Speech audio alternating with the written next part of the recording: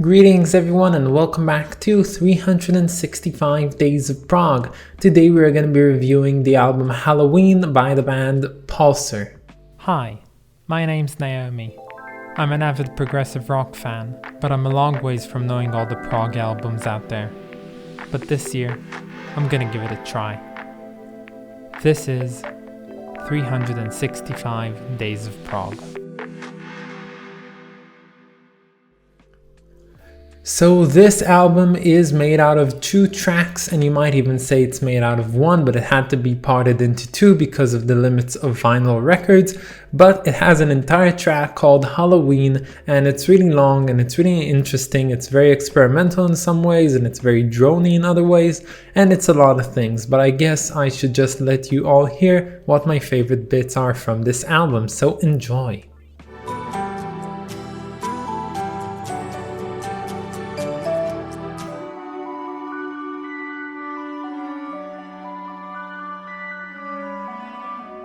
Oh, you're back already. Okay. I wasn't ready for this. Okay, let's just get this going then. So as you just saw, I didn't really have a lot of favorite bits off this album. It was really kind of like, I don't know, it was more experimental and I had like an experience listening to it, but I didn't really have a lot of those like various moments which I really liked on it. I just really liked the entire experience. Now, I don't know what I expected from this album, but I do know that for some reason, since creating this list, I saw the cover for this album and the name Halloween, and something about it just made me really want to listen to it for no apparent reason, like not at all. I just really wanted to listen to it, and I'm so happy I got to it because at least I know now what I did not know beforehand, and I'm satisfied. By the way, do you like my new setup? I have my microphone over here because it was over there somewhere like last time, and the sound quality was just bad because everything was coming off of that side. I don't know if the sound quality right now is better, but I do hope it somewhat helps. So moving back to the album, if I had to categorize this album in any way, I'd categorize it as an atmospherical symphonic prog. This would be the subgenre I'd put it in, because it does answer all of those things. It's very progressive. It is symphonic. There are a lot of usage of symphonic elements and instruments on here, and it is very heavily dependent on creating the atmosphere of sounds that you're in, because you basically divulge into this album hearing all of its surround sound, and you just, get lost inside of it. And I think the only other album which I might categorize the same would be Tubular Bells by Mike Oldfield. Now I'm saying this because there's a lot of things similar about these 2 albums, and I personally believe that what Pulsar, the French band Pulsar, tried doing with this album is actually try and recreate some of what made Tubular Bells work. Now, I might be completely wrong, they might have not had anything to do with that album, but if I'm looking at it as my objective perspective, this seems like an album that has taken a lot of inspiration from what Mike Oldfield did on Tubular Bells, but did not really nail the idea and the concept that actually made it work in the first place. This album, it feels like 40 minutes of setup time. Now, usually when you have long pieces and you have long songs, you got long setups, and it's fine, it's okay. That's the beauty of having longer music. You get all the time which you're really anticipating something, and then comes the payoff, and you can find it on a lot of different songs. You can find it on all the big pieces like Thick as a Brick and Atom Heart Mother and Echoes and Foxtrot, like Supper's Ready, everything like that. But on here it just feels like there's a lot of setup and no real payoff, and I kind of liked it. I do not know if I'm ashamed in saying that, but I kind of liked it for no apparent reason. Like, I know I was just always anticipating something, but something about the feeling that it gave me was really enjoyable and overall uniquely interesting. And yes, although the music on these 2 tracks is usually repetitive, and I usually use the word repetitive and repeat in a really dooming manner on this channel, but for some reason I kind of just like the fact that it came on repeating the same ideas all over again, and it was really nice. And yeah, I chose 2 memorable moments off this album, but honestly they weren't that big or interesting. I just found a good reason to put them on. But when it comes to this album in particular, this one is meant to be enjoyed as a whole, as an entire experience from start to finish. I wouldn't just open like a single section off here. This is something to be experienced from start to finish. Another thing to note about the music on here, I've seen a lot of criticism on this album and on other albums about the fact that foreign bands, they try and sing in English and it always comes out sounding really odd and unnatural. And I can agree, I listened to how they sing on this album and I could not understand most words, although it was sung in English because the accent was very overwhelming. But for this album's sake, I am not a huge picky accent person. I don't really care. It can sound like gibberish for all I care. At least if it sounds good, I like it. And if it doesn't, I don't. Now I know that this album is called Halloween and the cover we're going to talk about later, but it does represent that Halloween idea.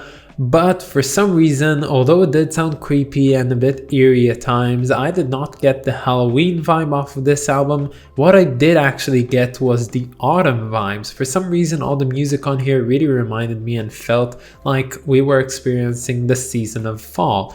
Something about it, something about the mellowness and something about the isolation that this music made me feel really felt like just walking down the street where all the trees are turning red and just experiencing autumn with its weather all in like music and sound form, which was really cool. And of course, autumn is the season in which Halloween is occurring, so there's some connection over there. But overall, I won't say a lot more about this album because honestly I don't know how to describe it. The only way you can really experience this album is by going ahead and listening to it. Just do it, you don't have to pay all your attention to it. I think it's really good for a background album. Something about it is really engrossing and you should just listen to it. But do make yourself a favor and listen to it fully. Don't stop in the middle, don't pause, just start off. It's like 42 minutes I think, just go get it over with and that's about it. And when it comes to the cover of this album, it's the classic old, oh look, here's the bandmates and we're doing something which is not related to anything. Or in this album's case, they're doing nothing. They're basically posing for the camera.